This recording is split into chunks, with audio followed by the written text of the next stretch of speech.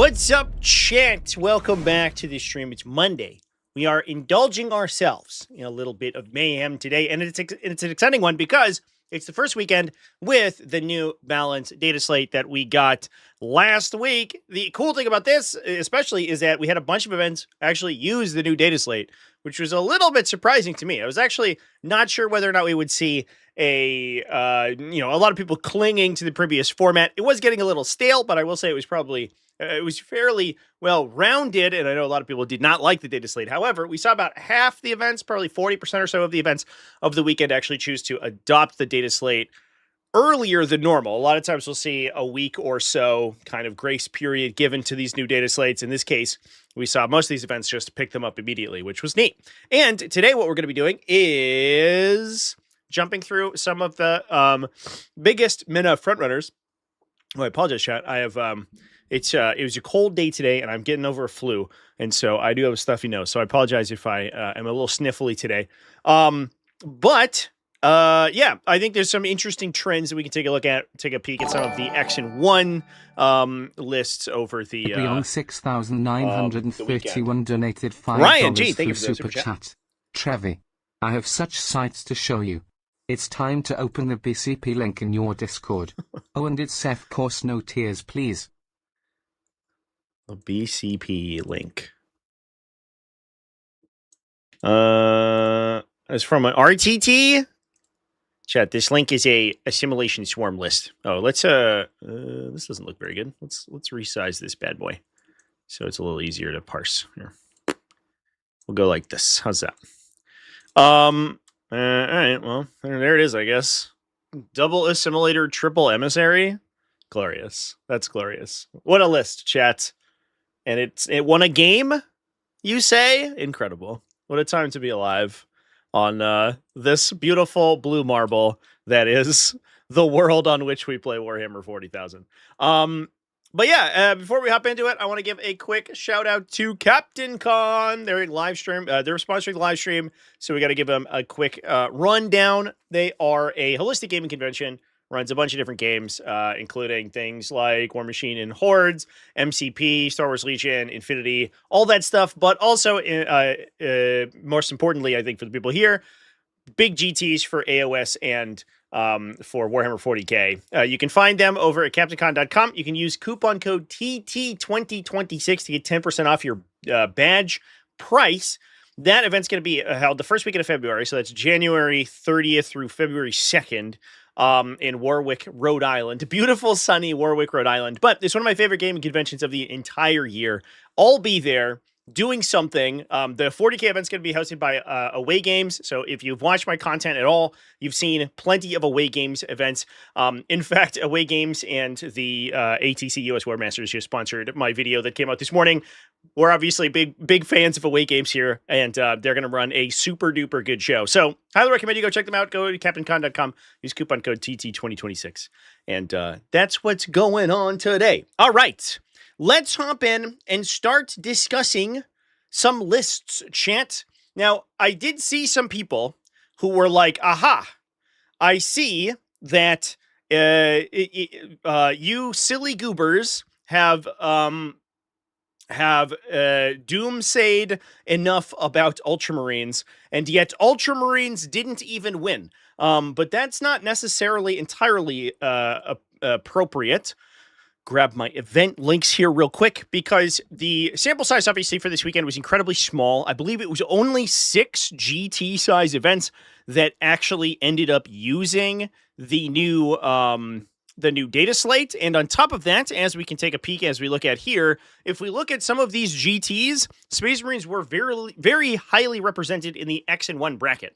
So it is still the case, I think, that a lot of people are hopping on Space Marines and who aren't necessarily faction purists, and they end up sort of falling by the wayside a little bit. That said, the other cool thing is that other varieties of Space Marines actually look like they might be overperforming. So a lot of these end up being Blood Angels, but I think in this case, anything that's basically Adeptus Astartes Space Marines, you can very reasonably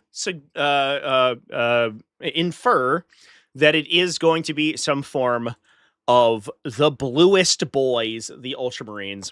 So it definitely seems like Ultramarines are still going to be at a very, they may not be at the very cutting edge top of the metagame. They are still going to be a contender. But we'll see. The interesting question is like some of the other detachments that are coming out, some of the other units that are being dropped. You know, we're going to talk about Lords of Change here, obviously, quite a bit. Do have a little bit of an answer to units like Victrix Honor Guard, right? Because we are running mass multi-damage attacks, which is exactly what you need to kill Victrix Honor Guard. It's not necessarily 4 damage attacks, but I mean, Sanguinary Guard, Blood Angels, melee units and stuff are all going to come in and they're going to swing a bunch of high AP 2 damage swings with wound bonuses coming out their nose, which is enough to kill these units. So there is certainly some counterplay in the metagame for Ultramarines, and I think we will definitely see them take some events down as this format sort of develops, which is going to be interesting. So, yeah, let's talk about some of these lists. We got an X1 here from Safety's Off, second coming of the Double Christmas Charity GT. What a mouthful of a name. This one was won by Happy Crumping Wargaming, by the way. I did talk about this list. It is a very classic sort of, what's the word? A Wrath of the Rock brick. It's building a bunch of Terminators, and it's moving them up the table, and it's putting Fight First behind it. So a bunch of heavy melee infantry. Good classic stuff. Good, clean fun, as they say. So you can watch my video this morning if you want to talk about that one. But this one in particular is running Gladius Task Force. We have Captain Sicarius. It's OG Cato Sicarius. Not the most recent version, but he's the one that gives you Scout. I do remember, I recognize the difference now. I figured it out. Marnius Calgar, Uriel Ventress, a captain in Gravis armor with Artificer armor, as well as, for some reason I like double takes because I was like, isn't it Armor of Antoninus? No, that's the other version, idiot. A combi weapon lieutenant, intercessor squad, and cursor squad for +1 to hit. A bunch of Victrix Honor Guard. I like that this one is interesting because it's taking 2x6 and 1 3-man. The 3-mans definitely feel pretty interesting as an alternative to company heroes. You lose a guy, but you gain a pip of armor penetration, and you get way better melee weapons. So for like 15 extra points, I don't know. That's definitely a consideration to make. Plus, we have 2 Ballistic Dreadnoughts, Redemptor Dreadnoughts, in order to basically just hold down the fort. So 4 Dreadnoughts plus a bunch of Victrix Honor Guard is essentially going to be the build. There's another one here that ended up going X and 1, losing in the finals. Also Ultramarines. Pretty similar stuff. This one is identical. Oh, it is. Is that the case?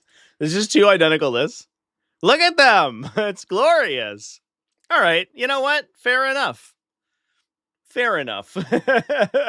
Well, it seems like we've found, maybe this is just the build. Maybe this is what you play. It's just 15 Victrix, 4 Dreadnoughts, salt to taste, and, call it a day. So yeah, I think the folks who are kind of like doomsaying that Ultramarines are not going to win everything, I mean, you're not wrong. They're not going to win everything.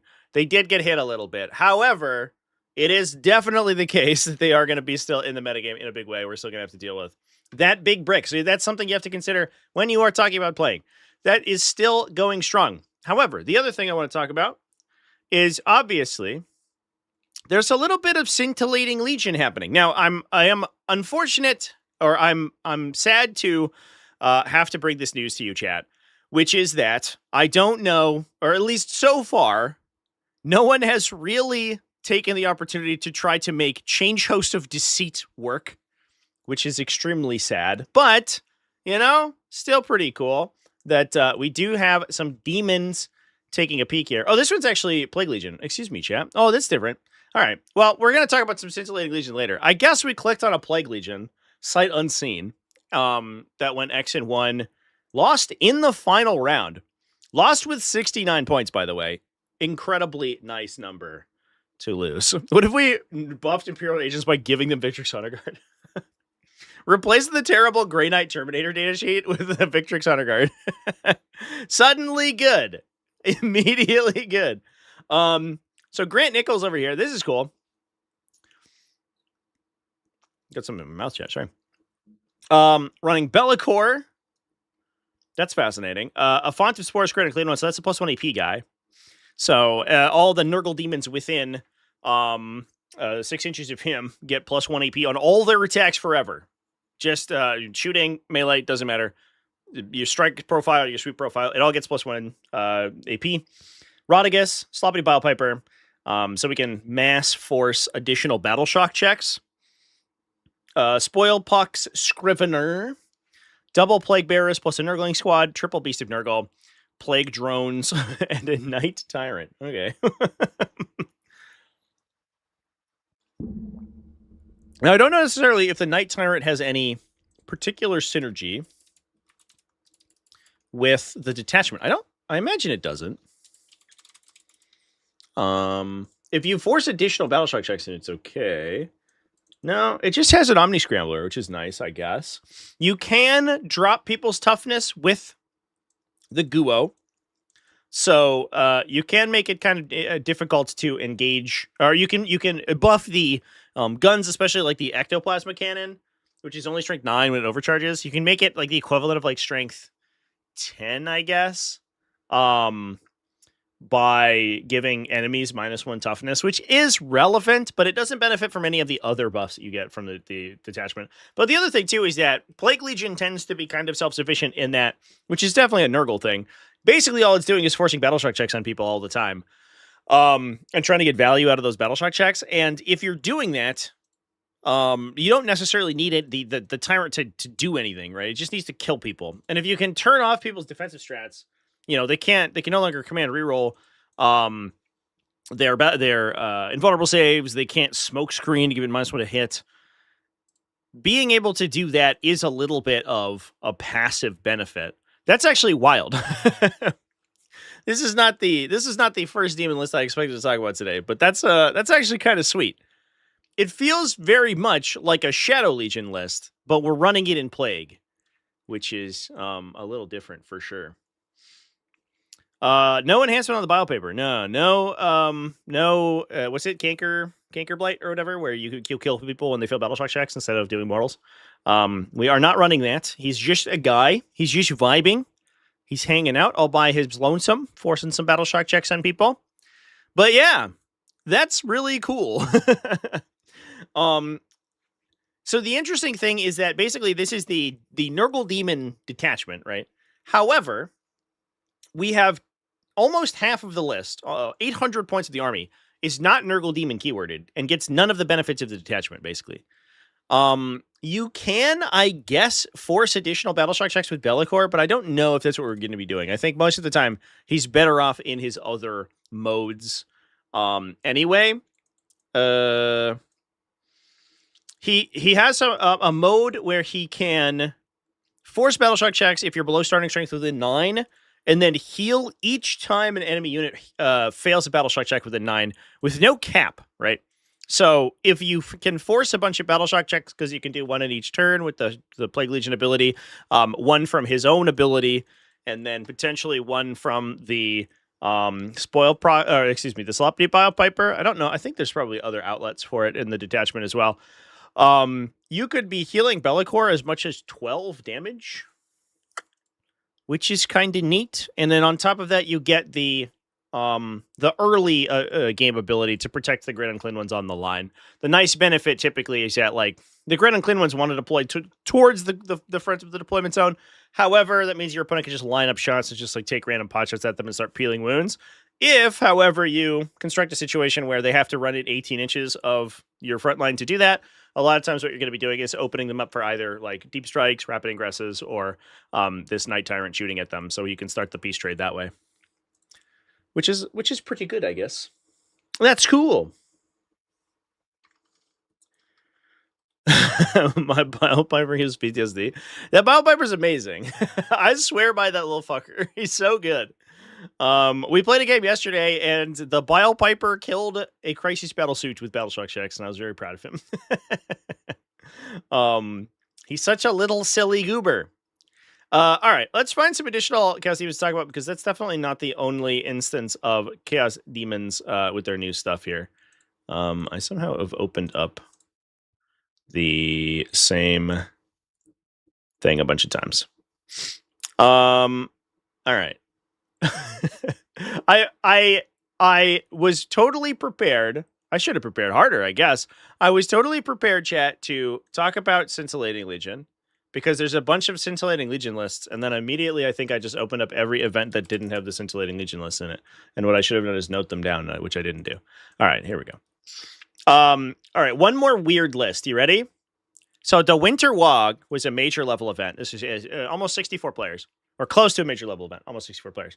And we have an X1 demonic incursion here with Luke Capper going 4-1, losing in the losing in round 2. He lost early, but he submarined a little bit to a 4-1. What is this list? So this is demonic incursion. This is the teleporting detachment. What's going on here, chat? We have a Bloodmaster that's +1 to wound on blood letters. Exalted Flamer, which gives these unit assault. Karanak, the character Fleshhound, a Rendmaster plus Scarbrand. So one Tzeentch Demon, everything else is a Khorne guy. And it's an incursion, not Shadow Legion. So we're not playing, Lance and Advance and Charge detachment. We're playing you can deep strike near people detachment. I'm actually going to zoom in a little bit here. Let me know if that looks okay, chat, because I feel like I'm off to the side of the screen.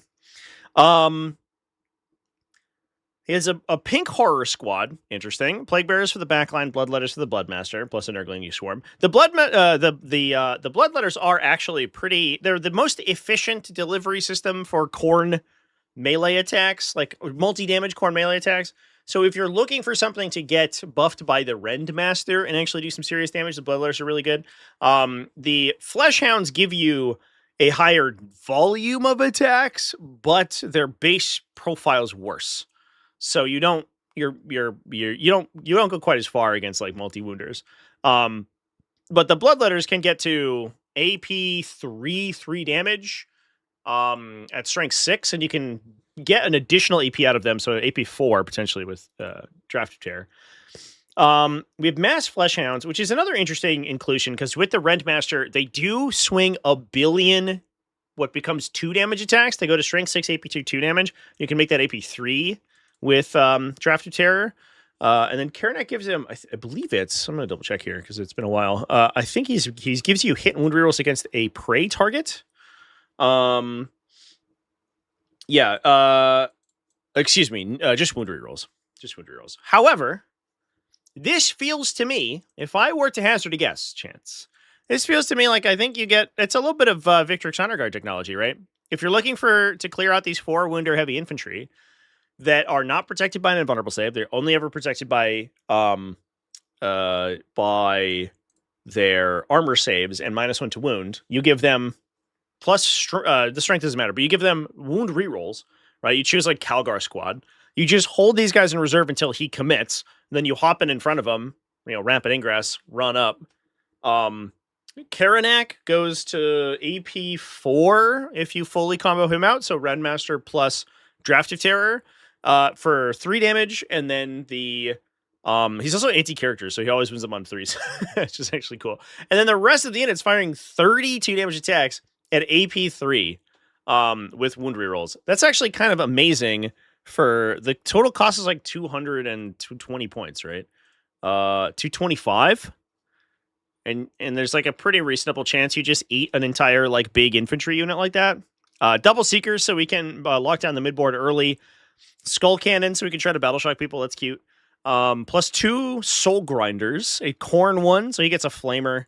And he also gets the benefit of the Rendmaster too, and Scarbrand, so he gets +1 attack. Yeah, any of that stuff can get buffed by +1 attack too, if you need it. And then a Tzeentch Soul Grinder, so he shoots good. He's crazy. What is happening in the demon section over here? This is absolutely wild. That's pretty cool.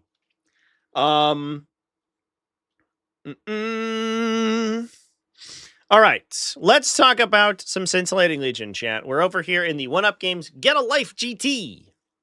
And talking about Matt Aspinwall, who played some Scintillating Legion. Definitely not the only one that we're going to be talking about because a bunch of people tried it out. I think, in my opinion, this list feels good. I've played with it. I played against it, and it seems very strong. I don't know if I'm ready to say that I think it's like super top tier, but certainly a lot of people thought that it had the bones to be good.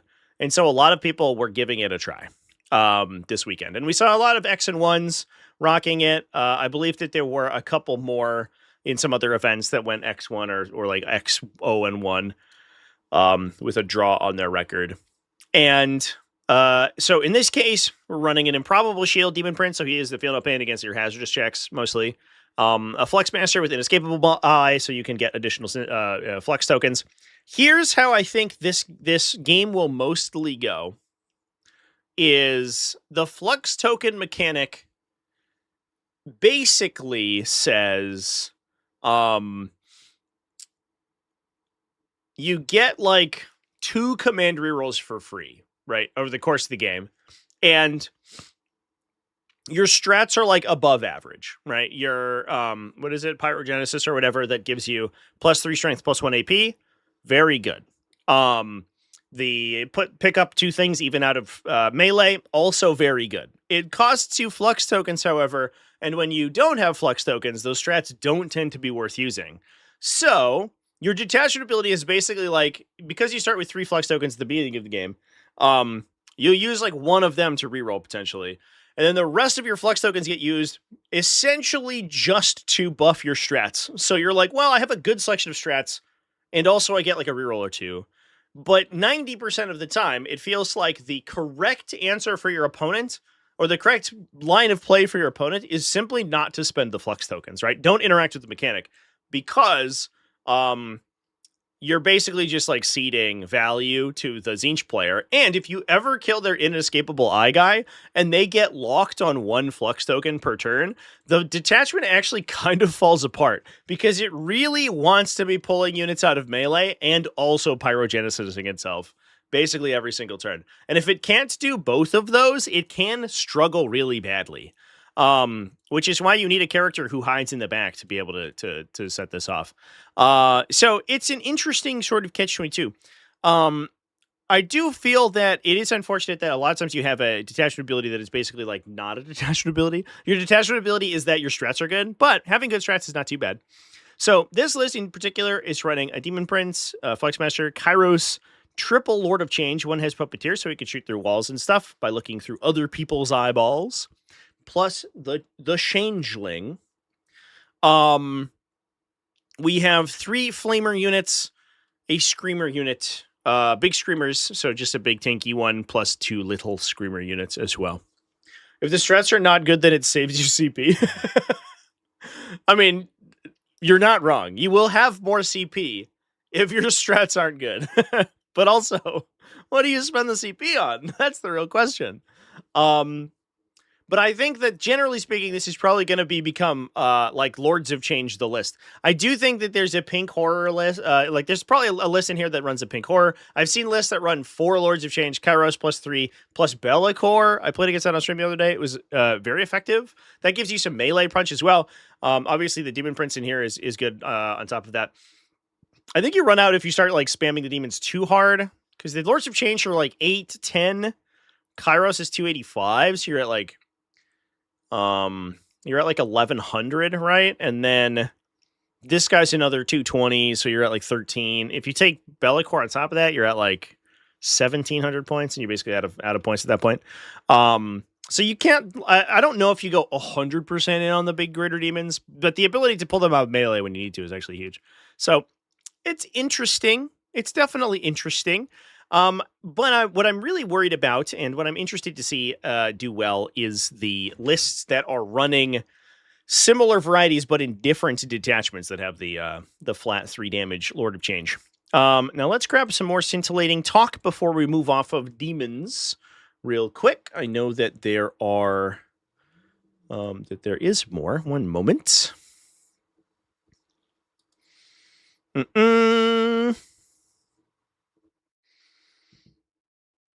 To go through my notes here.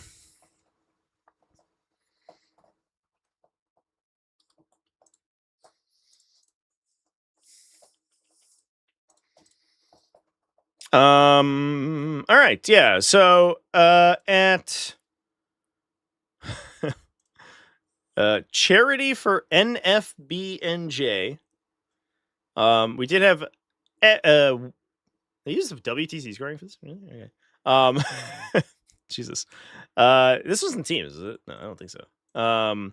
They used they had a 3-1-1 result. Josh Campbell. That was a smaller event, so 3-1-1 is definitely not that bad. Josh Campbell's an incredibly strong player by himself. Also running Scintillating Legion. But that was interesting. Actually, now I'm thinking about it.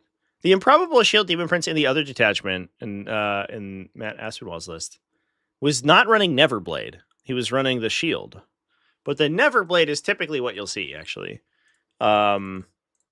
Which I did not grok quite immediately, but Neverblade definitely is the one that I would expect to see more often, which is definitely interesting.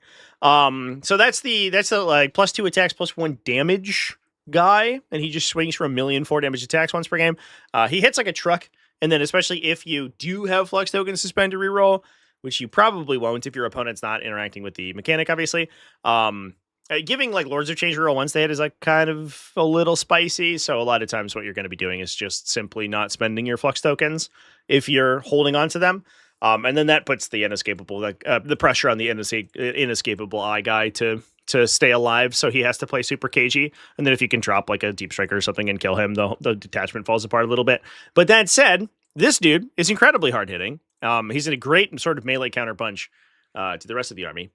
We have double Lords of Change and Scarbrand. Sick. So this is a little bit more well-rounded of an army. This feels like a Demonic Incursion build, honestly. We have the Changeling Pink Horror unit for the Flexmaster hop into. That unit's actually legitimately impossible to kill. They get -1 to be hit. You have like weird fight phase manipulation stuff that you can do in melee as well, if you do have command points left over. And then also they regenerate when you kill them, right? They respawn into additional models. So the unit's basically like 30 guys, essentially, is the easiest way to think about it, with a 4+ invulnerable save, which is crazy.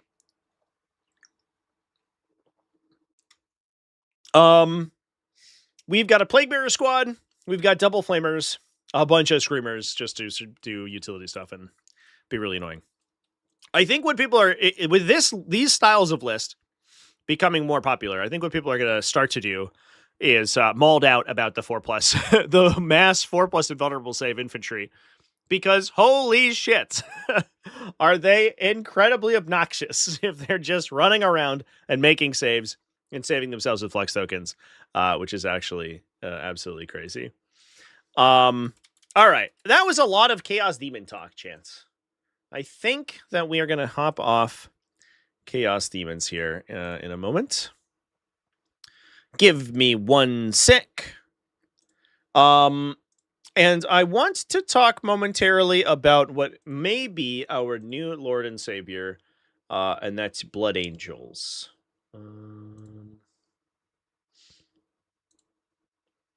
Okay.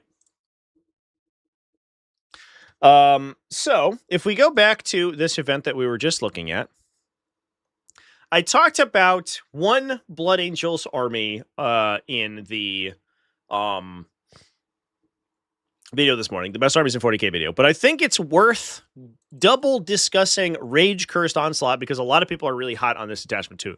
This is another one of the higher performing detachments of the weekend, and a lot of people are hopping into it.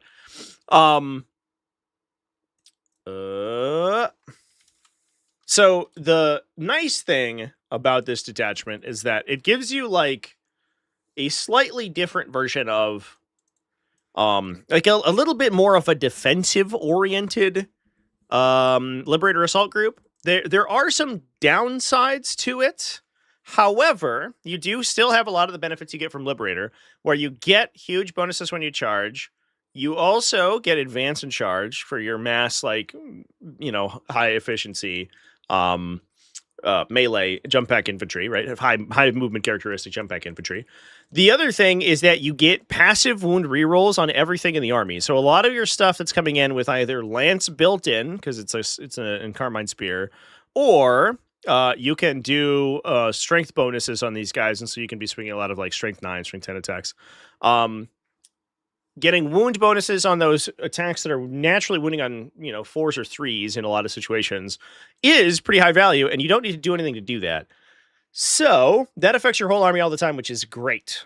The other thing too is that it has a focus on Death Company units, which tend to be kind of self-sufficient. So it actually ends up working a lot of times in it's able to use its oath very efficiently because you don't need it for your Death Company units and you don't necessarily need it for your Sanguinary Guard units. You can build gun units that don't necessarily need it if they're Lancers or Redemptor Dread or Ballistus Dreadnoughts, and then you can use it on your regular units. So you can use things like ground pounding foot infantry, or you can use like jump back assault intercessors, and you can always ensure that they have rerolls when they need it, and then reroll once the wound are always, also applied to them as well. So there's like a huge number of these little benefits you get. The big downside that I found is that once you get stuck into melee, it just lives there. So it does basically require that you kill whatever you're charging.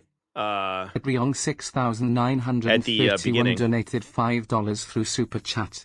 Is there anything in SM that gives you battle shock at the start of a phase? Thank you for the Super Chat, Rand. Gives you battle shock at the start of the phase. Gives the opponent battle shock? Or gives the Space Marine unit battle shock? Inky's back. What's up, baby girl? How's it going? So there's ways to use some of the stratagems, like where you can sequence them to get battle shock stuff, in order to buff the detachment ability. The other thing that people have started to consider using, I don't think we have any here, but it's definitely been a piece of technology that people have been considering, is chaplains to remove battle shock from people. So you can go in and like, fully power your stratagems, battle shock yourself, get the bonus attacks, and then immediately next turn, right, end of fight, start of the opponent's next turn, you unbattle shock yourself to then be able to retain objective and use defensive strats. There is some weird tension where a lot of the strats want to battle shock you to get bonuses, but then a lot of the strats are also defensive.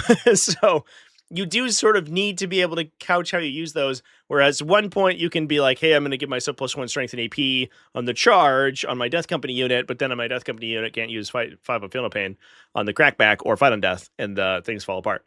But you could use that. Now, those are a little bit tougher to use because they don't keep up with the jump pack infantry. So I think a lot of people have just decided not to worry about it, which is I guess, also a thing to do. Look at this cat. What a cutie pie. Hi, kitty cat.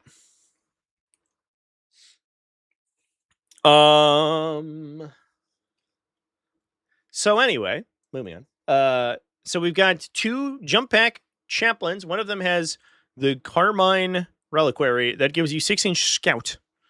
And then reroll battle shock chests for everything within 6 inches. Interesting about that is that it's you could reroll successful battle shock checks to battle shock yourself. And the other thing that's cool here, it's a little bit of like a less of a bonus, I guess, but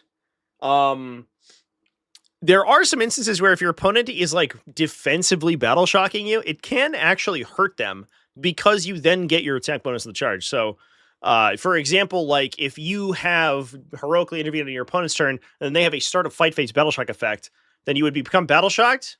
And because you charge moved earlier, you would get +2 attacks instead of +1, which is actually kind of neat. So I don't know. There's like some weird bonuses to playing this detachment, which is cool. So we have one jump pack captain, one jump pack chaplain with the reliquary, another chaplain with Master of the Red Thirst. So that is sustained hits 2 against big spooky units. No, that's not right. That's Angel's Fang. That is once per game fight first. So we have a unit that can run in and hammer below people early. The benefit of the chaplains as well is they give you a permanent +1 to wound bonus. So you're not necessarily, you don't miss losing Lance out of Liberator Assault Group. And on top of that, you also can stay in melee and receive a charge or fight on death, and you still get the Lance bonus, which is nice, or the +1 to wound bonus. And the same thing with the fight on death, or the fight first guy. You can charge into somebody, get the +1 to wound on the charge. They can hit you back. You fight first, and you retain the +1 to wound, so you can try to kill them on their turn. We have Commander Dante, Lamarties, lieutenant with combi weapon, 1 intercessor squad for the back line, 2 Death Company dreadnoughts, which is interesting. I guess the benefit here is that all of the stratagems in the detachment are not keyworded to anything in particular. So the Death Company dreadnoughts, which do have a blood surge movement, right? So if you're not able to kill them, they are just going to be really awkward for you to engage with, because they can move in response to your to you shooting at them. You can give them a 5+ feel no pain. So you're giving a 5+ feel no pain to a 12 wound model with a 2+ armor save, which is actually pretty obnoxious to get rid of. They don't. I guess the +1 attack and potentially +2 attack from the detachment ability is relevant on these guys, because bonus attacks on a high efficiency platform like these guys that has full hit and wound rerolls is good. Although obviously they don't really benefit from the wound rerolls because they have twin linked weapons in melee anyway. We have a 5-man Death Company Marine squad and 2 10-mans. I guess we could end up with the 5-man on the scouting guy. So we have a scout unit, which is cool. So you can engage with people early. And then the 10-mans can go with Lamardis and potentially the fight first guy, I would imagine. Sanguinary Guard ×3 for the captains and for Dante, plus his scout squad. Pretty good stuff, champ. It's all aggro. And again, right, the thing to consider as well is that all this stuff doesn't get any benefit whatsoever from Oath of Moment, right? This whole section of the unit, they just hit reroll anyway, so it doesn't matter. Which means that anything you're charging these models into, especially like the scout squad, right? Just like random a bunch of combat knife guys, you can get them up to 5 attacks each, potentially, plus 6 attacks on the chainsword guy. They can get hit rerolls. Sanguinary Guard can get hit rerolls. So that you only need the hit rerolls on the models that are not Death Company. And then the other benefit too is that we didn't take it, but sometimes we take Angel's Tier or Angel's Fang, excuse me, for the sustained hits too. If you take that on a captain with a power fist, so he hits on 2s, when he's either in the Death Company unit, if he's the Death Company captain, or he is attacking the Oath of Moment target, you actually get additional efficiency for fishing for sustained 2 off a 2+ weapon skill. So he can go kind of crazy as well. So it plays really, really well with Oath of Moment, and it has a bunch of additional melee buffs and defensive buffs you can play on top of that. Pretty good stuff. The tankiest Blood Angel's ever been. I don't know about that. I've definitely seen some Sanguinary Guard tank or units that were definitely tough to clear. All right, folks. Let's talk about some other stuff. I want to talk about some different factions. Anybody have any factions you want to particularly focus on right now? I know that there's a lot of discourse currently around Grizzled Company. I'm really curious to see where that pans out. It feels like it's just very high efficiency, and so I'm interested to see where that ends up. But I think the other interesting army to dive into is actually going to be World Eaters. Because World Eaters did get nerfed. However, we did see them have a good position in the metagame against a lot of the stuff that was going to be good. So if we go to like the Safeties Off event, for example, had, and maybe this is just the construction of a metagame, a little internal metagame, but it had as many X and 1 World Eaters players as it had Ultramarines. So, and as we found previously, for some reason, right? Well, we talked about all the reasons. There's a billion reasons, but World Eaters are very efficient into Victrix Honor Guard. So if you were in a position where you would be worried about playing against Victrix Honor Guard, sort of spamming World Eaters might be a way to do it. Seth Piper, for example, was running ANGRON in a Berserker Warband. I actually think the ANGRON points value change and the fact that a lot of the other competing options went up had a lot of people try ANGRON. I think, just from my cursory glances earlier at these lists, basically most of the World Eaters players who showed up this weekend ended up giving ANGRON a try, which is kind of sick. Karn the Betrayer, we have a Slaughterbound with Berserker Glaive. big old Khorne Berserker unit for Karn to hop into. 1 Chaos Rhino to carry them around. 3 Chaos Spawn, 8-bound unit. Exalted 8-bound out the wazoo. Double Forge Range for shooting. Jackals. So it's mostly just like kind of, I would say, relatively normal World Eaters stuff, right? Just regular 8-bound, Exalted 8-bound, Slaughterbound stuff. But then we also just have this big rapid ingress threat from ANGRON who can hop in and just like ruin someone's day at any point. Kind of neat.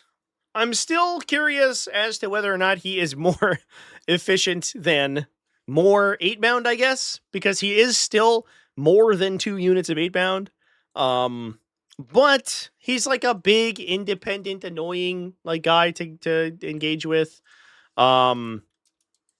He's like a good, I guess he's a good like focal point for your strats. You can give him -1 damage, so he can like blank a lot of like, I don't know, the 2 damage attacks maybe is a part of it too.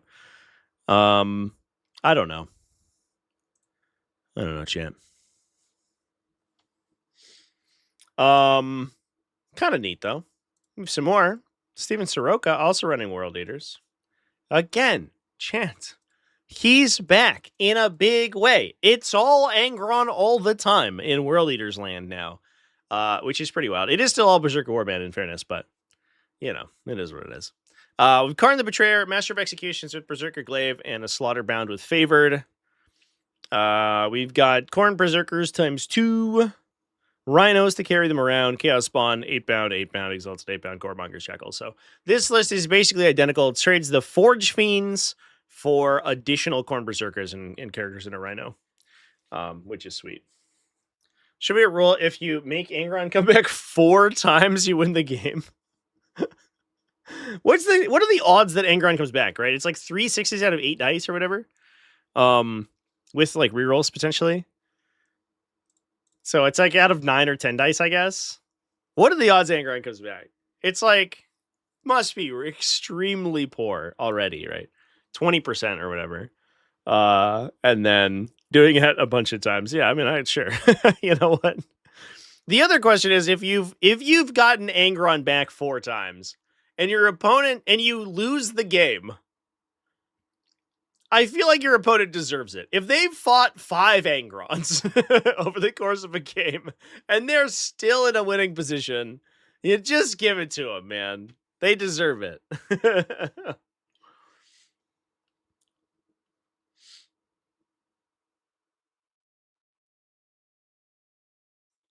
All right. So interesting stuff from World Eaters. We'll go back to some of our bigger events from the weekend. Take a peek at what's going on elsewise.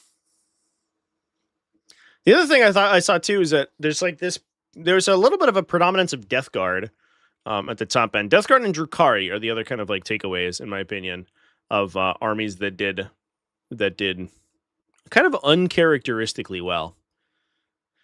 There is an Action 1 Court of the Phoenician from Rise of the Empire, which I think is interesting to talk about. He's only coming back to suffer. Please, just let me die. Why do you keep rapid ingressing me and I get killed by a Lancer? It happened every time.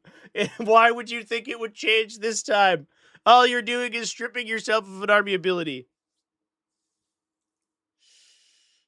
Death Guard just didn't get touched? Yeah. Definitely is the case that like the general power level of the meta dropping a little bit is certainly helpful for Death Guard.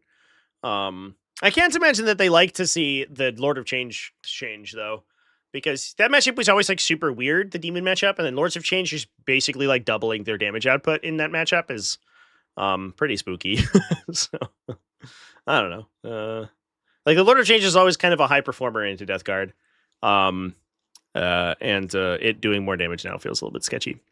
All right. Yeah, let's talk about this list. So this is Mark Dromena from Rise of the Empire.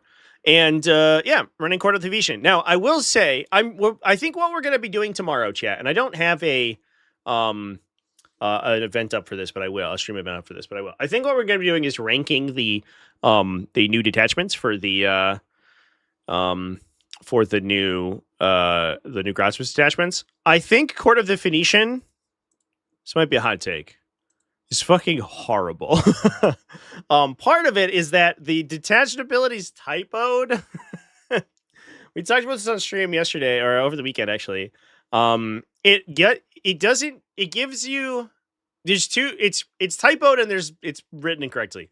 It prevents you from using the detached ability if you another unit targeted that unit with a charge or an attack during that fight phase.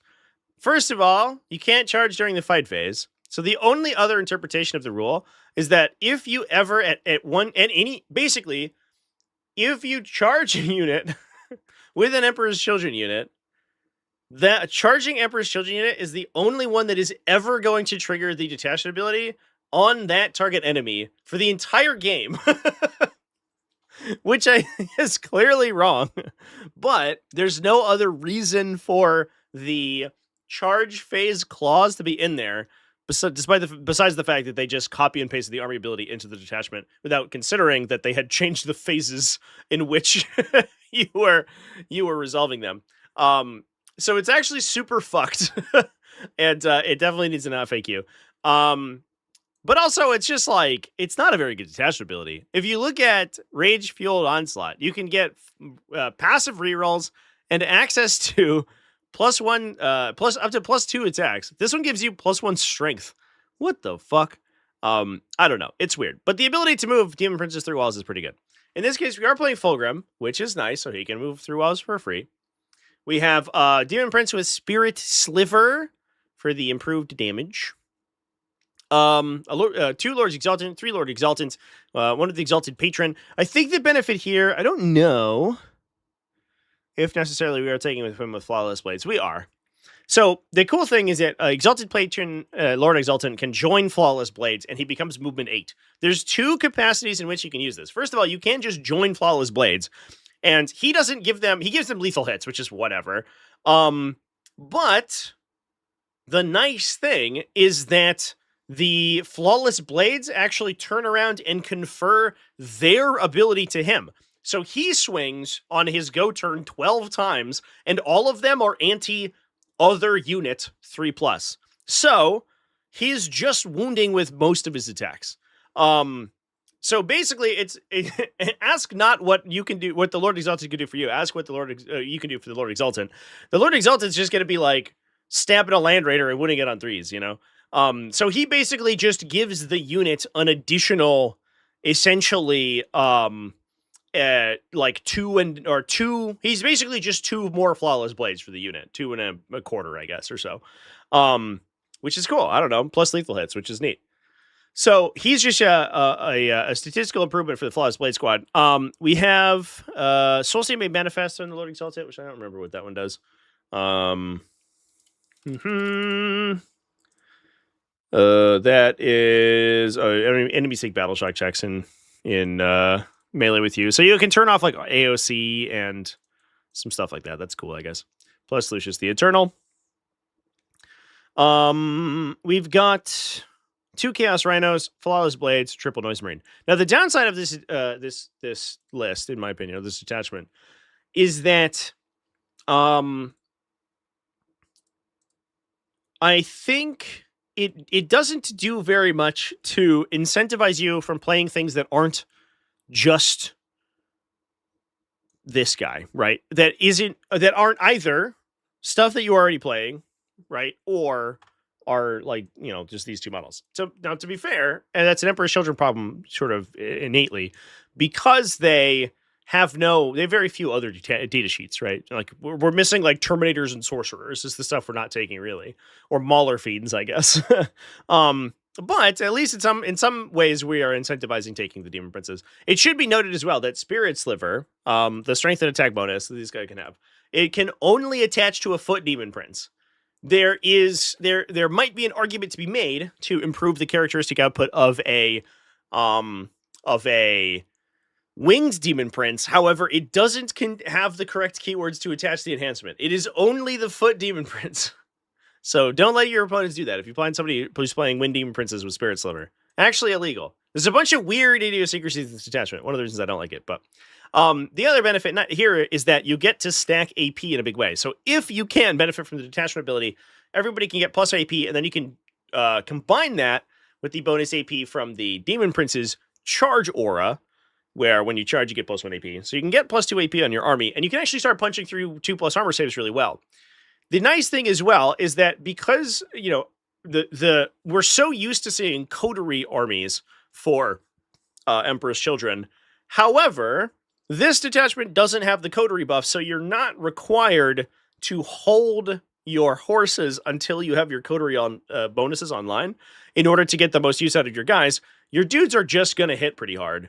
And there's definitely something to be said for having Lord Exaltants that can just yeet into whatever, and or having Noise Marines that can charge and be Strength 5 AP 1 in melee, which I think is where a lot of the benefit, like the real bonuses of this detachment comes in.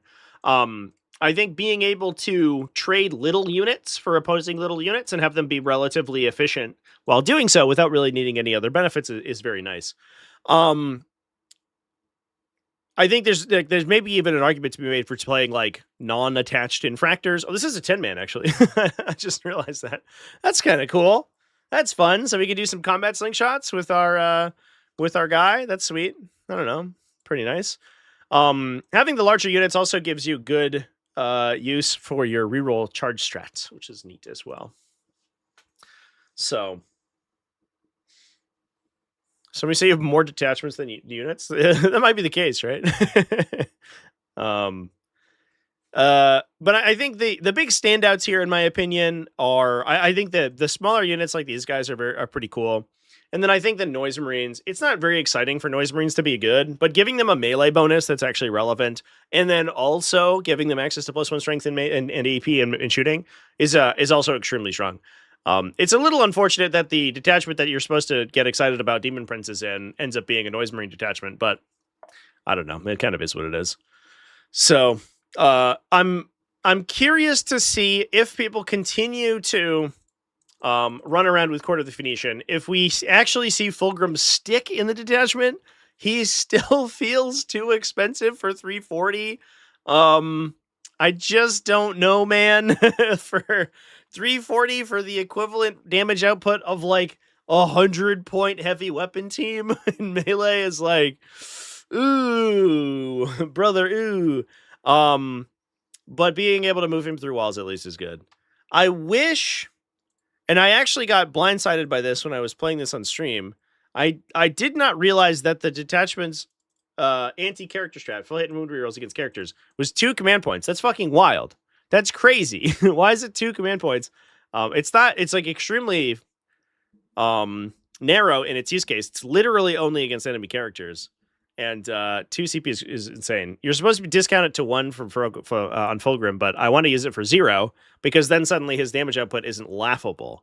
If I can reroll into sustained hits and then wound reroll everything, it's not that bad. But I don't know. It's he's just a goober. He's just a silly goober, chat.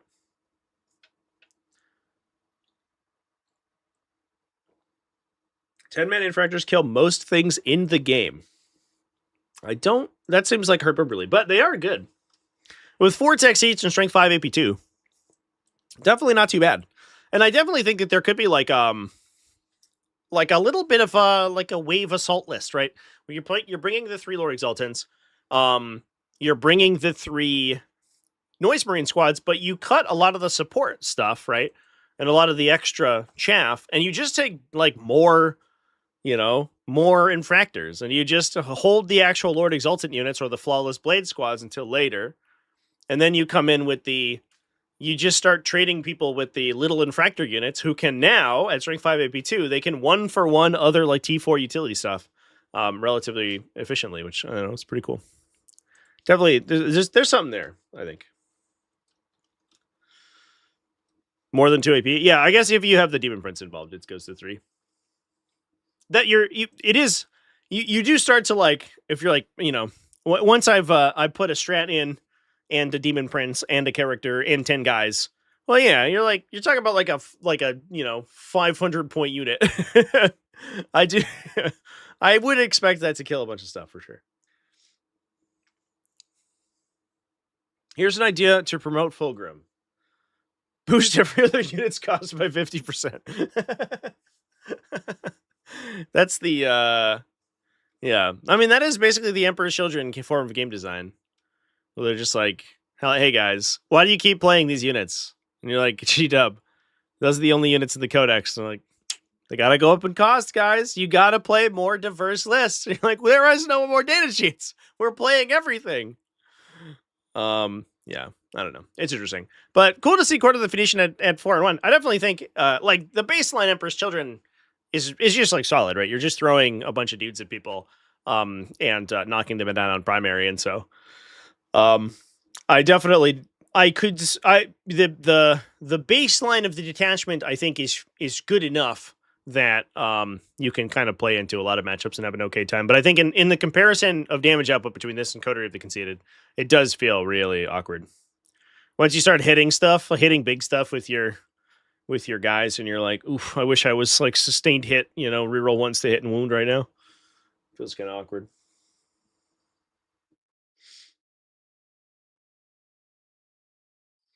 They got to let Fulgrim go through walls and figure it out. Well, I mean, that's what they tried. They basically did that.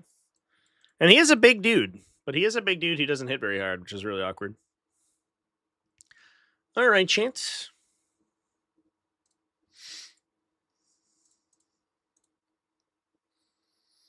We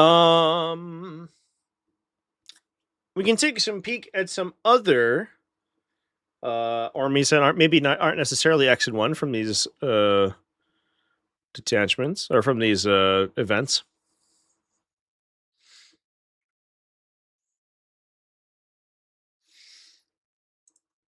Going back to the comment section here, Angron is angry Sisyphus. It's just pushing that rock directly uphill. So I guess importantly, there's a lot of Dark Angels seeing some play right now, which is so interesting because they got nerfed. But on the flip side, or at least Azrael got nerfed. But on the flip side, I think that a lot of the stuff they do is actually going to be pretty well situated. So let's talk about for a second the format of Rise of the Empire. It went to a top cut.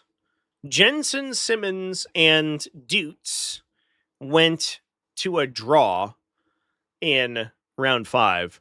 So they did not make top cut. Or I guess it would have been 3 at top cut. So I don't know if they would have done a 2-person top cut with a pair down. I don't know. But David Smith and Raul Valencia did play top cut. And Raul ended up losing the final game by 2 points, which is crazy. I believe that this was streamed over by War Games Live. And I haven't watched the games yet, but that's a crazy result. That's insane. So let's give Raul some love because he was playing interesting Wrath of the Rock with a bunch of bikes, which I talked about in my Dark Angels video from last week about how it's an interesting alternative direction to go from just like the all Terminator, all veteran build that you get from this detachment. So he's running Azrael, a Judiciary, Combi Lieutenant, Lionel Johnson, a Ravenwing Command Squad, an Intercessor Squad, double Centurion Devs. These are the 3-mans to get the -1 to be wounded, and then you can advance and shoot them with Tactical Mastery. We have the big Hellblaster Squad, which I think is where, I imagine, is where Azrael's going. So we can get them up to Strength 10 with weapons from the Dark Age, and then sustained hits. So they can they can wound a lot of things on 3s or 4s, and then target their oath of moment target, get the sustain bonus. If we have a lieutenant, which I don't think we do, we have a regular lieutenant. So no combi guy, or no lethal guy. But sometimes you could just fish from these guys, fish for lethal sustain. And that's something that gets played occasionally. But I guess in this case, we're just going to be rolling sustained hits and rerolling them. We have an Incursor Squad, so we can get those guys to hit on 2s. Inner Circle Compagnons, which is probably for the Judiciary to go into. So we have an early game push from the Bikers, and then you can defend the backline gunline with 2 fight firsting units, because we are playing Lionel Johnson, and then we also have the Inner Circle Companions plus the Judiciary. 1 Invader ATV, double Ravenwing Black Knights plus double Scout Squads. So no Terminators whatsoever. The Terminator's place is being taken by the Black Knights. However, I think this is pretty smart because, again, what were we talking about defeating earlier was Victrix Honor Guard. What kills Victrix Honor Guard? Plasma guns. Really well. And so we're taking these little units that are good at movement blocking. They're super duper fast. They can advance around the table and shoot. And they have a bunch of plasma gun shots. And then you're backing that up with this big unit that shoots 1 billion plasma gun shots and gets a 4+ invulnerable save and return fire shooting in the crackback. And then you're just walling that off with a bunch of stuff that's really hard for like Victrix Honor Guard, for example, to engage with, because suddenly you're going to get hit by these 6 Inner Circle Companions, AP2, 2 damage great swords with a Judas here and there who's going to get the bonuses against characters. It seems pretty well formulated, right? Plus, you're a little bit faster than a traditional list out of this style because you're bulwarking with mounted units rather than with Terminators. So you're much quicker than you would be with the Terminators. Obviously, you don't hit as hard and you're a little easier to kill. Not crazy easier to kill because you still get the -1 to be wounded, although you are only 3 wounds each instead of 4. And you don't have a 2+ armor save, but they're not the easiest thing in the world to get rid of with the -1 to wound thing. Which is sweet.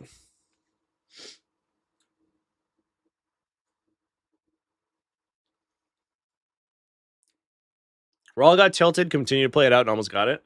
Yeah, I mean, that's like my that's like my go-to move is get tilted really early and then like complain about the game and then still come back to almost win. I'm like, oh, I'll just concede. You're like, wait a minute, I'll play one more round. Oh, we haven't died yet. I'll play one more round after that. Oh, wait, we're in the lead now. Like, shit. I have to think now. God damn it! And now I just wish I hadn't been tilted. I might have won. Yeah, that feels like it happens. But that was against Astra Militarum and Grizzled Company, which the Grizzled Company is definitely wild. I'm interested to see where that ends up going. There's some like weird rules stuff with that. I think we'll talk about those tomorrow on live stream. But there's some weird rules and stuff with a lot of the new Grossman's detachments. But congratulations for taking it down to almost a 2-point game, which is crazy.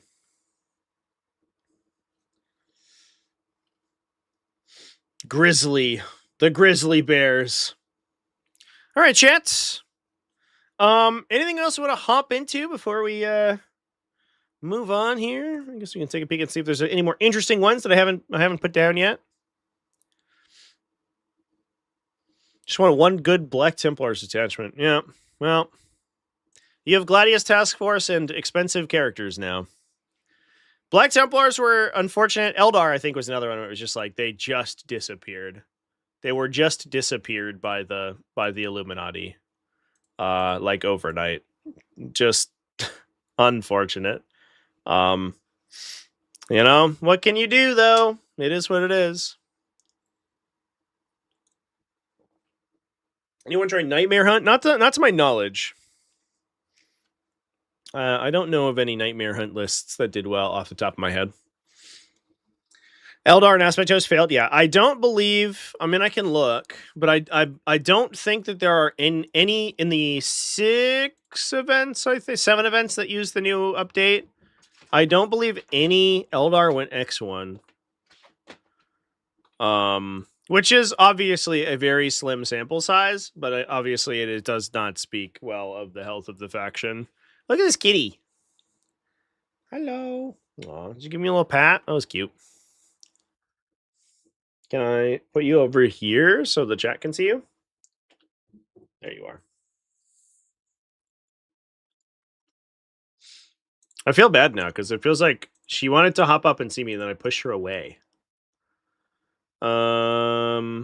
There's a lot of Drukari, so if that counts, then we're good. But otherwise, it's not there.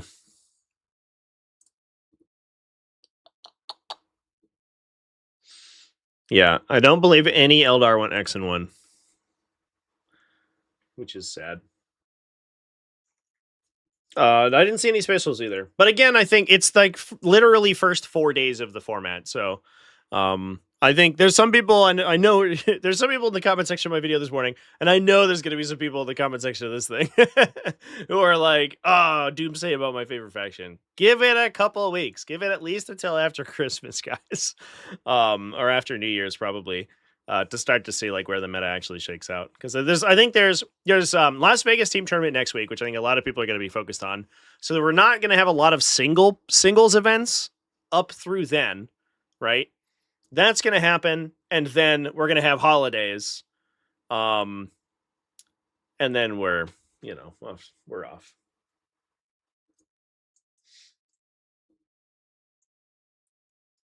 Actually, when is Las Vegas team tournament? I just said that, but now I'm not sure that it is what the date is. Oh, excuse me. It's in 2 weeks. Well, that's interesting. So Las Vegas team tournament is January 10th. I'm streaming January 10th, but I'm streaming at TEO, which is also running a 200-player team event. So it's going to be basically like WTC Light next weekend, because there's going to be like 400 US team players. That's crazy. I didn't realize that. But that's my next live stream, by the way. Chance, I just confirmed it with the TOs. I'm going to be at the Tennessee Elite Open 8-player team event, which I think has 28 teams or something. It's fucking enormous. It's going to run 5 rounds. We're going to live stream the whole thing. I'm looking to set up some new coverage for team events, hopefully improve the level of team event coverage that I'm able to do, which hopefully will be pretty cool. So I'm excited.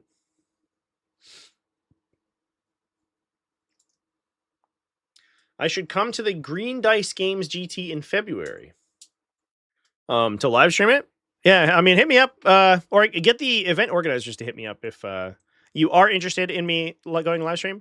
I have the first week of February blocked out for Captain Con, whatever I end up doing there, and then I don't believe I have anything scheduled in February yet. I don't have anything scheduled until March. Nightmare Hunt might be decent, but it requires weird lists. Running triple Plague Marines. Interesting. I do like the idea of Noise Marines in that detachment, because I do think there is an interesting synergy there. Anyway, Chance. February 7th is the first week of the month. It's the second weekend, I guess, right? Because first weekend of February, I guess like the first weekend day of February is Sunday. But I am open. That would be the I guess the second weekend that February has in it.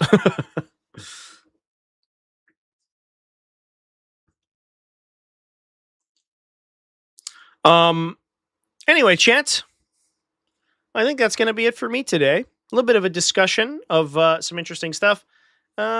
Actually, I want to talk about some other factions. I don't want to hop off quite yet, because there are some cool stuff to talk about. If we dive a little deeper in the results, I know that there were some high performing orcs and some Adeptus Custodes that were gonna fall over.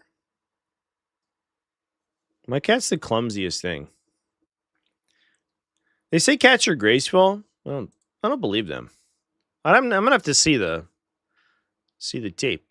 And there's also some Gene Stealer cults we can talk about real quick here before we wrap things up. Let me give a little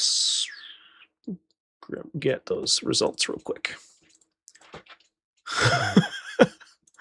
I think she's trying to catch her own tail. What a goober. Yeah, here we go. So we have a couple interesting orc lists. You ready for one, chat? So if we go back to Rise of Empire, Bob Fishbeck here went 4-1, but he went 4-1 submarining after round 1. Take a peek at the actual results. Look at this. He lost round 1, kind of hard, 54-point loss. That's a tough one. And then he's dropped 3 points for the rest of the weekend. I was like, wow, all right, the submarine of the century. running Bully Boyz.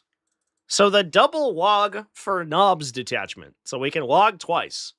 We have a Beast Boss with Edge Stompa. Now I have to remember what these fucking do, because I have not seen this detachment in like 2 years. That gets you reroll ones against an enemy below starting strength, reroll wounds against an enemy below half strength. Deathkiller Wartrike, Mozrog, Scragbad. Does the Deathkiller give you War Boss keyword? So you get the second walk bonus? Oh shit, he does, chat. Oh, I didn't realize that. Wait, that's amazing. All right. Mozrog, Scragbag, War Boss, Zodgrod, Wartsnaga. Which is nice. You aren't going to get the second bonus on, unless Zodgrod's also a War Boss, but I don't believe so. The Gretchen unit, but you know, wogging early is usually better for him, and you are going to use your first wog a little preemptively, I think, in this detachment. He's just a character guy. We have 20 Beastnaga boys for the Beast Boss to get into. Nice thing here is like rerolls into a devastating wound weapon is also sweet. A double truck.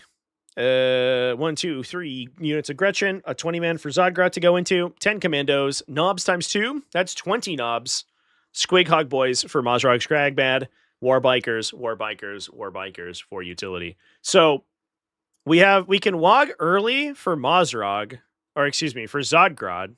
It's all sound the same.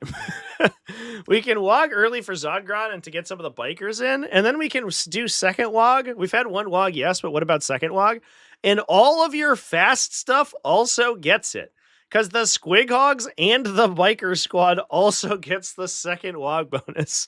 That's actually lit. That's so cool, chat. So however you sequence it, either your Zodgrod wogging, your Zod wogging, your knob wogging to get the knobs in, or you're wogging for these guys first and then holding it for the actual melee bricks later. Any order you do that in, most of that stuff is all going to get the benefit of both wogs. That's actually really cool. I love that. No wonder this dude scored 100 points. This army is like aggressive as hell. You just jail your opponent and put knobs on every single objective. That's cool. Incredibly sweet. I love that.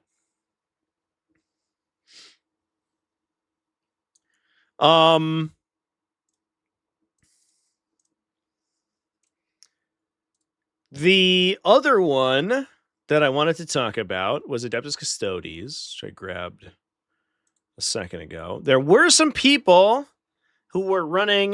This is another little bit of a submarine here. This is from Twin Dragons Cup. Colin Lopin. Again, 49-point loss round 1. Unfortunate. Got a couple 80s, but then 200s to close out the weekend. Round out with a 4-1 record. Running Lines of the Emperor. And again, this new Custodian card. I was wondering if this list would actually be viable. This new Custodian guard price point is basically just incentivizing people to spam them a million times.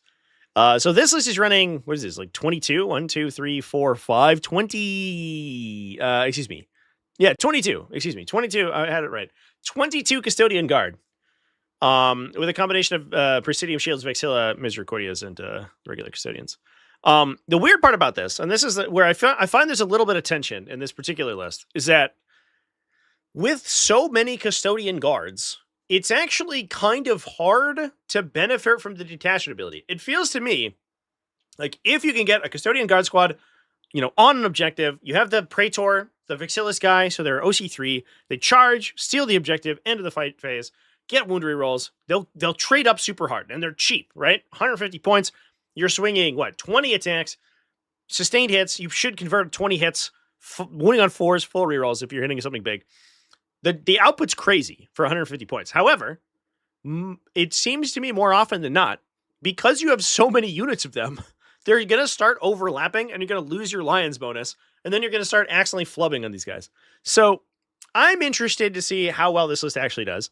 I also think, too, that there's a little bit of there's an unfortunate overlap from, like, Victrix Honor Guard, where everyone's, like, packing for infantry sweeping, and these guys are like, oh, no, my heavy infantry defensive profile is about to be blown out. But we do have some speedy boys from the Blade Champions. Trajan Valoris. Big Warden squad for, I guess, one of those guys to hop into. Probably a Blade Champion if I had to hazard a guess. Trajan's really good in Custodian Guard, because if you can get him wound rerolls, he goes fucking insane. Alara's Custodians, Prosecutors, Witch Seekers, Calidus Assassin, Draxus for utility stuff. But I guess the other benefit that you get here is, not considering the Sentinel Blade guys, but the Guardian Spear guys actually shoot pretty good.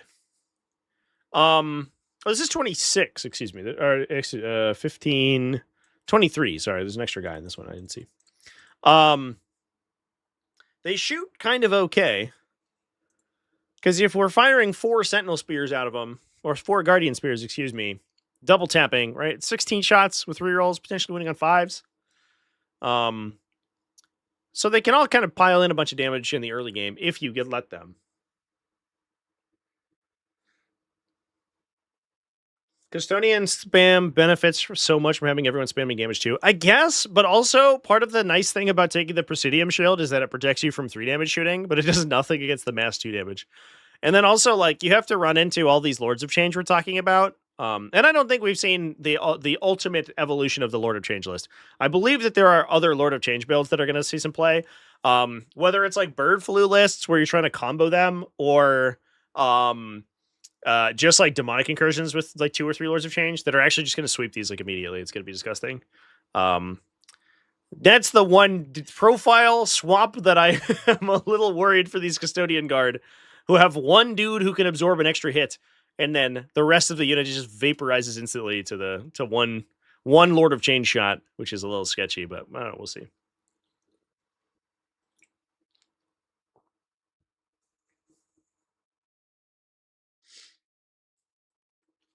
You could do it before the Dataslate without the +1 sister. Yeah, so that's an interesting like piece of game design, is that sometimes what they'll do, there's a name for the actual there's a name for the what's the word? For the move, but I can't remember what it is, for the philosophy. But you'll oftentimes see that there will be performative changes made simply to psych out the player base. And this happens a lot. Games Workshop definitely does this, by the way. 100% they do this. Well, they'll be like, this unit, -5 points. And you're like, is it good now? And you start to recontextualize how you feel about a unit, right? Because over the course of a format, let's say we're sitting looking at this unit for 6 months or a year, and we've internalized a value for it, even if our perception of that unit is actually wrong. It's actually better than we give it credit for, but because we've internalized that, well, we've tried 200-point units of Custodian Guard and they weren't great. So Custodian Guard are not worth 200 points. And Games Workshop says, well, what if they were 195 now? And you would be like, let's reconsider, right, our value, our consideration for this unit. Oh, actually, I think they're probably worth it at 195. Meaningfully, that didn't really change. But what it did do is it got us to reconsider the unit. And it actually, in a game as big as 40K, that has meaningful changes on a faction's representation and its win percentage, because players who are competitively minded now suddenly take another crack at the faction, right? Even if we didn't change that much. You have an extra Witch Seeker unit, maybe, It's all part of the game design dance, chat, where basically they'll change very minor things on units that are underplayed to try to get people to play them, even if it doesn't really change their value that much. You'll see it with the characters too sometimes, where they'll be like, this epic hero is 5 points cheaper, and people like it starts showing up. It didn't change shit because that epic hero is a one-off unit that you can't spam. It only ever affects like one thing, but now people it refreshes people's perception of it in their head, and suddenly people could take the unit again. I don't know. I can't remember what the name of that the actual philosophy for that is, but it is that is a game balance tenet that Games Workshop performs sometimes.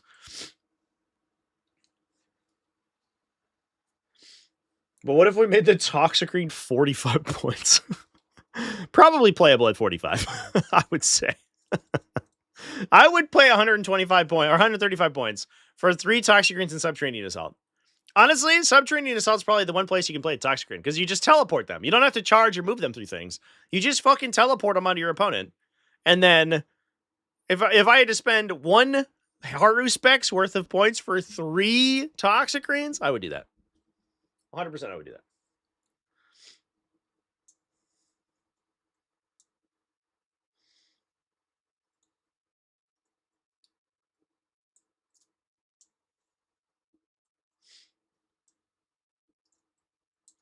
All right. That was a good little tactical tangent there, chat.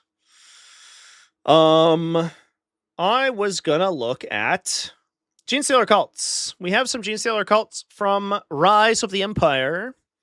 Eric Tet, 4/1 with Final Day. Let's get +1 to hit when we shoot things near Tyranids. With Abominant, a Benefictus with Inhuman Integration, so he also gets sustained hits when he does that. A Locus, Patriarch with Enrapture Damnation. Please do not overwatch me. The enhancement. Auto Pistol Hybrids for the backline, so we can generate CP. Hand Flamer Hybrids for punching people. Neophyte Hybrid Squad for guns and PPU. That's for the Benefictus to go into, so we can get sustained lethal. We have Aberrants for the Abominant, Achilles Ridge Runners. Only 2. That's interesting, chat. Adeline Jackal Squad, Hybrid Metamorphs, ×2. Pure Strength Genestealers ×2. 110-man for the Patriarch. And then a bunch of Hyper-Adapted Raveners. Double Hyper-Adapted Raveners, Gargoyles, Death Leaper. Not really shooting. We're just like, we basically have like Pure Strength Genestealers that can clear the midboard. We don't have do we have a truck? No. We're just ground pounding. And then I guess we just have a bunch of like individual units that are all just gonna deep strike. We're just deep striking on people. This is just weird. We can like screen people out with gargoyles and then rapid ingress behind them with like hyper adapted raveners and with metamorphs, I guess. And that's what's going on. Usually you do this, but because you have shooting. But in this case, we're just like, I guess, just doing serried ranks of attacking into people with a bunch of deep striking melee infantry. Kind of interesting.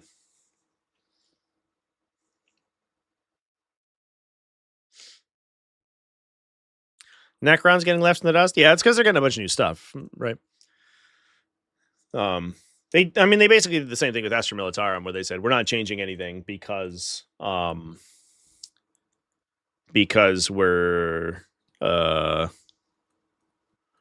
we just gave you a new detachment. Necrons are getting 3 new detachments. That's a lot. Jared Gomez at the same event also went X1 with Black Spear Task Force. We have a Ectoclades Gravis Captain, Combi Lieutenant, a Watchmaster to attach into Deathwatch Veterans. No Judiciary. We're just all punching today, or all shooting today. Intercessor Squad for the back line. Jump back at Intercessors. Desolation Squad. Kind of neat. Inceptor Squad. That's cool. We could give these guys special... the bonus to give them mission tactics, to give them sustained hits. Which is cool. The downside is we can't use, like, Kraken rounds and stuff on them, but we can give them sustains, which is solid, especially if they shoot the Tome of the Ectoclades target. Because they're full hit and wound rerolls at that point. Incursor Squad for +1 to hit. Indomitor Kill Team, Infiltrators, Outrider, Annihilator. Okay. The rarely seen Predator Annihilator. Curious.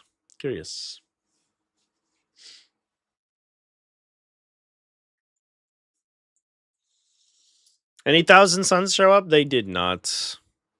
Chat. We will soon play Thousand Suns on stream at some point when we play this like ridiculous degenerate Lord of Changeless that we built. Anyway, all right. I think I am actually going to sign off at this point. I think we have gone through enough factions. I think that was good. Not a ton of results to talk about this week. I'm interested. I'm very curious to see if we have any events coming out this coming week. It is going to be a holiday weekend, so might be a little tight. But we may be able to talk about some stuff from the what's the word? From I lost my train of thought, John. I'm sorry. From like small table play from RTTs and stuff. If we do end up missing out on things, I think chat. What I'm gonna do is I will set up a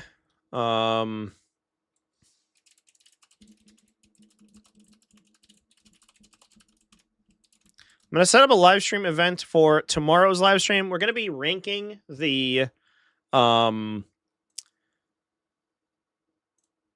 Grotsmist attachments and talking about the, I think, you know, now that we have a little bit of a peek at what they're, it looks like they're going to be doing, the good and the bad and the fugly of all of these attachments, and some ways that maybe we can try to find things to do with them, or we can improve them. I think it's also important to point out where some things need to get refined.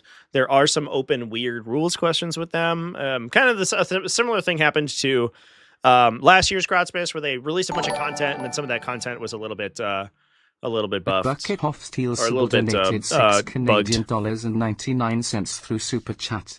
Necrons need more than 3 strong guns emo. What do you mean my 455-point Tesla Immortal unit with Sears can't kill 20 guardsmen in cover? I feel like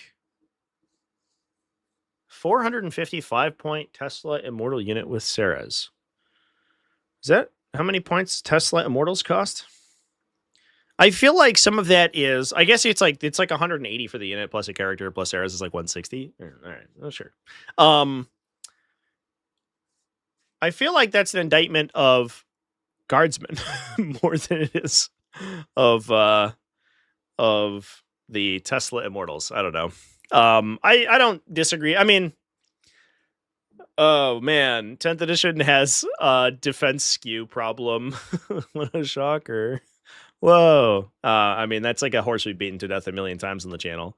And I think that's a really good example of it. Guardsman squad being the equivalent of a 3+ armor save is like probably too good. But you know, it is what it is. So I don't know. I think that it is certainly reasonable to want Necrons to do more anti-infantry shooting, which I think is probably fine. So, but we'll see when they get their new stuff. Yeah, and Necrons, like, they definitely, I think it would be pretty unreasonable to say that Necrons are like non-viable competitively right now. And I also think it would be unreasonable to say that Necrons haven't been solid for basically the entire edition. There hasn't really been a format in which Necrons didn't appear. It's just like whether they have 1 or 10 potential like viable list archetypes that they play. Anyway, chat, that's gonna be it for me today. I want to give a shout out at the end of the stream here again to Captain Con for sponsoring. We love Captain Con. They're the best. Please go check them out at CaptainCon.com. Use coupon code TT2026 to get your 10% off your badge, and get a ticket to that Away Games GT. Come hang out with me over the weekend. I don't know if I'm playing. I don't know what I'm doing. It might be Breachstorm. It might be 40K. Who knows? I might just vibe. I might just take a nap on the floor under the tables. But I'll definitely be there, and we'll be hanging out. It'll be great. So I'll see you there over the yeah, I don't know. Goodbye, everyone. Keep it classy, folks. I'll see you tomorrow. Cheers.